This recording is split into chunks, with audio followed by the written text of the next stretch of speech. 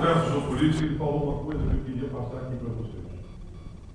Mais ou menos o seguinte: esse modelo aí, chamado lulopetismo, ele está chegando no seu limite, está chegando no seu ponto de exaustão.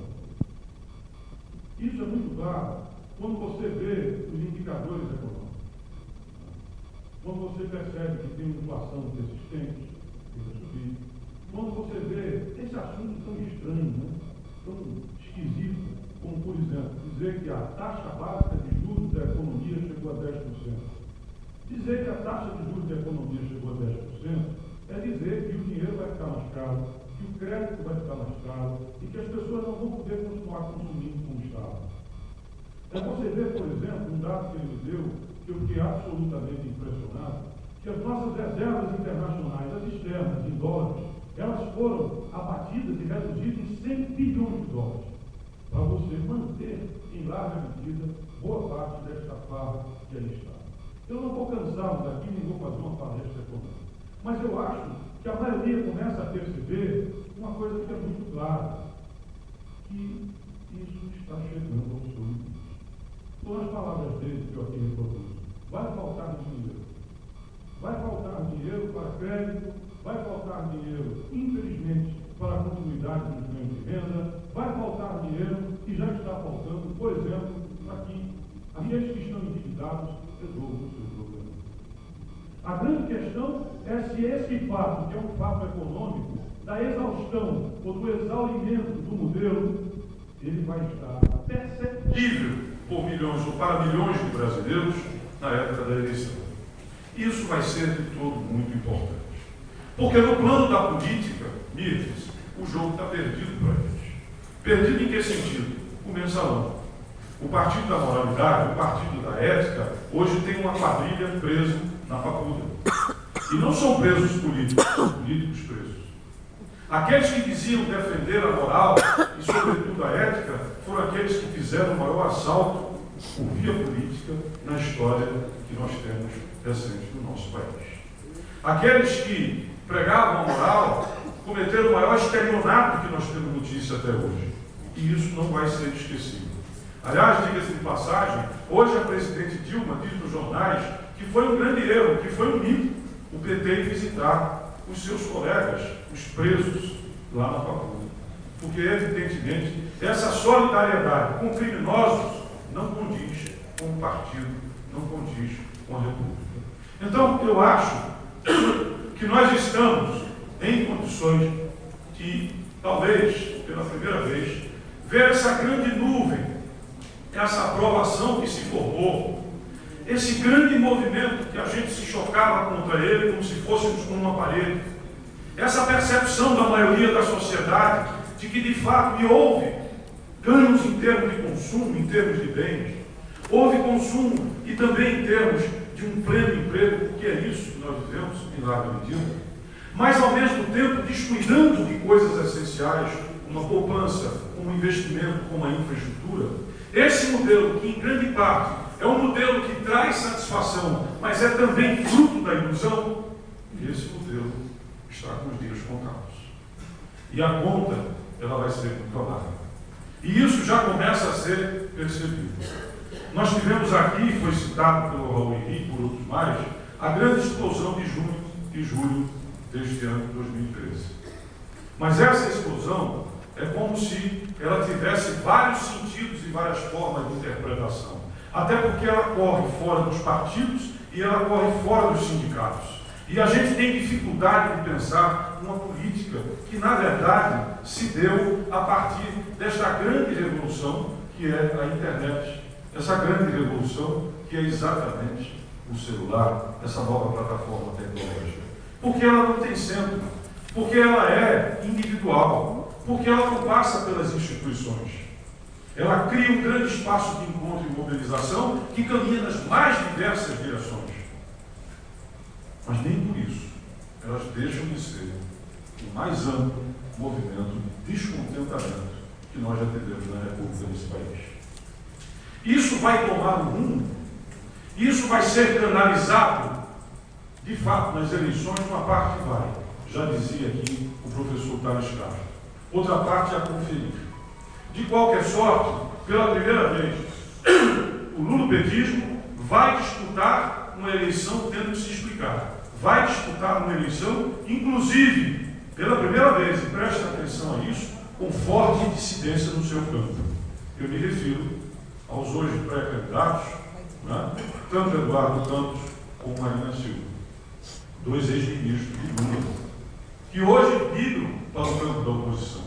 Então, percebam, no terreno da moral, da ética, que hoje é uma grande cobrança, efetivamente, eles estão na defensiva. Na economia, nós, ao mesmo tempo que temos uma satisfação em função do emprego e de algumas outras coisas, nós temos a inflação e começamos a perceber uma redução em termos de eficácia melhor, em termos de renda. E nós começamos a ver também no plano da política dissensões, rupturas do bloco dominante. Isso tudo augura, isso tudo aponta que nós vamos caminhar para termos condições efetivamente de contexto. Temos a opção da candidatura do apoiado, os tucanos, mais uma vez, Aécio Neves, e temos também, e eu me coloco dentre eles, aqueles que apoiam uma candidatura própria. Eu acho que essa disputa é plenamente válida, é plenamente democrática, e um partido democraticamente tem que conviver com elas. Tem que conviver com elas. Eu acho que aqueles que fazem a opção pela candidatura de Eduardo Campos e Marina, possivelmente, como o senhor disse, o fazem entendendo que até ontem, ou até algum tempo atrás, justiça seja feita, Eduardo seguia a linha do que hoje são os nossos adversários. Hoje já não segue mais. Já não segue mais. E hoje se coloca como adversário do que aí está. Os mais velhos aqui hão de lembrar que nós só derrogamos a ditadura quando vários dos que lá se encontravam fizeram a travessia para que nós pudéssemos sair daquela condição. Só assim foi possível derrotar a ditadura do colégio eleitoral com a grande prévia que foi retirada já. Então, nada contra, muito pelo contrário, as defecções, as fissuras, os rompimentos, que bom que aconteceram e que nós possamos hoje dizer que o governador Eduardo Campos veio para o nosso lado. O governador Eduardo Campos está do nosso lado. Não fomos nós que fomos para lá. É ele que está vindo para uma posição hoje de oposição, onde nós sempre estivemos. E isso efetivamente tem que ser saudado, e isso efetivamente tem que ser relevado. E nós não temos que ter qualquer preconceito no que diz respeito a isso. De outra parte, é preciso dizer que nós temos uma longa convivência com os tucanos.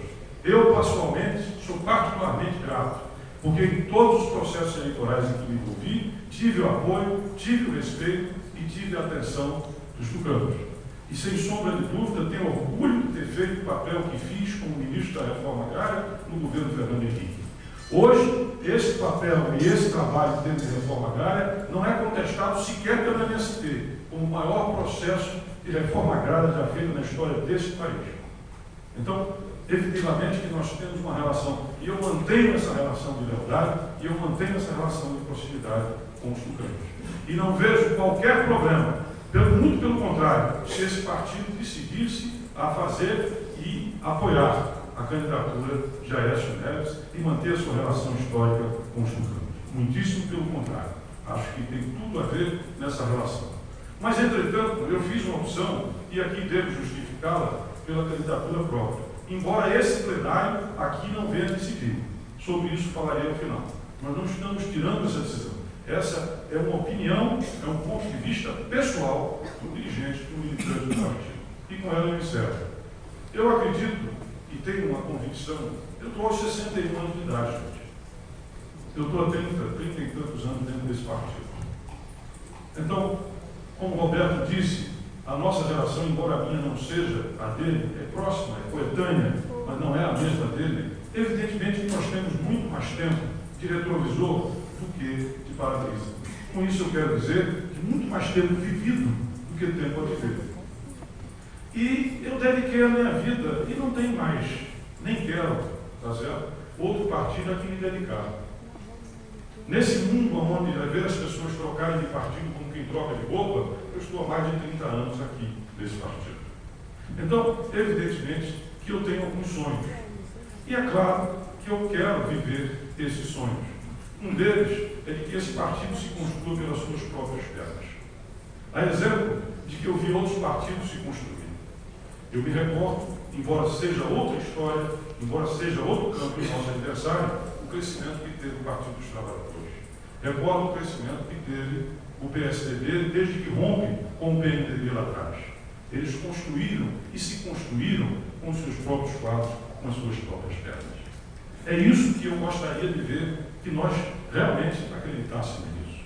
Sem sombra de dúvida, o presidente Roberto Freire tem um ponto de vista, neste momento, eu sei que estruturalmente ele não discorda de mim, ele acredita na construção do partido, afinal, está à frente desse partido, tem sido o nosso grande líder, a nossa âncora, né, por assim dizer. Eu sei que, no fundo, não há discordância entre nós, entre eu e ele, mas ele entende que nesse momento, e eu me antecipo, né, pelo que peço desculpas, mas do ponto de vista dele, o que é fundamental é a derrota do que aí está, do que infelicita o Brasil, do que é este sistema que cumpre a todos nós encerrar para que a gente possa, de fato, desenvolver as potencialidades do nosso país. Eu entendo, compreendo e acho absolutamente respeitáveis esse ponto de vista, que não é só dele, é de muitos que estão na mesa e é de muitos que aqui se incluem. Mas, entretanto, como dizia Martin Luther King, eu tenho um sonho. E é o sonho de ver esse partido de fato. Porque muitas vezes nós tivemos aqui pessoas que passaram pelo partido, é normal. Quantos grandes quadros passaram e deixaram dentro do partido? Mas depois de todo esse tempo vivido com esse partido, com o qual irei até o fim, fazendo a minha escolha, tanto para as conquistas com ele, mas também para as perdas com ele, é a minha história que se confunde politicamente com esse partido.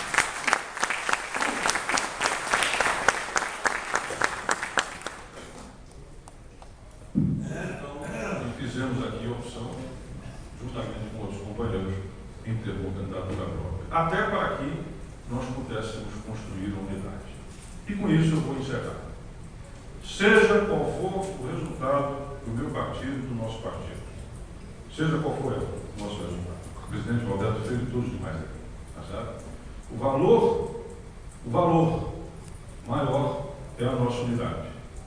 Nós vamos produzi-la no Congresso e vamos levá-la à prática. A minha opção de coração é candidatura própria.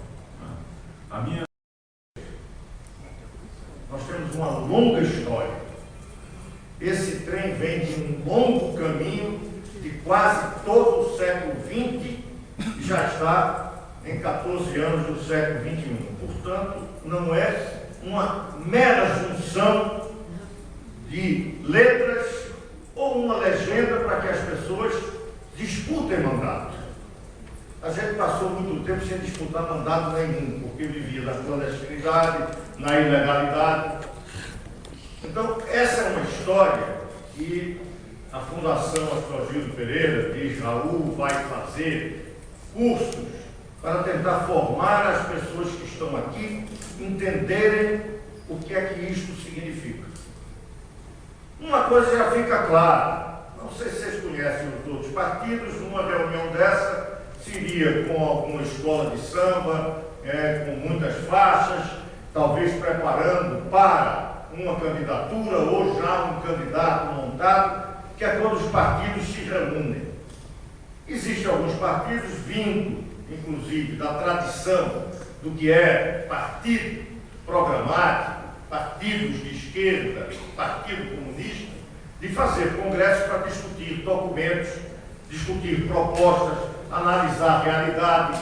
Um pouco aqui foi feito. Tem um documento que trata de uma nova política, de uma nova economia. Aqui vocês ouviram crítica da economia. Tem na pasta um artigo muito interessante sobre a questão econômica, os 10 anos do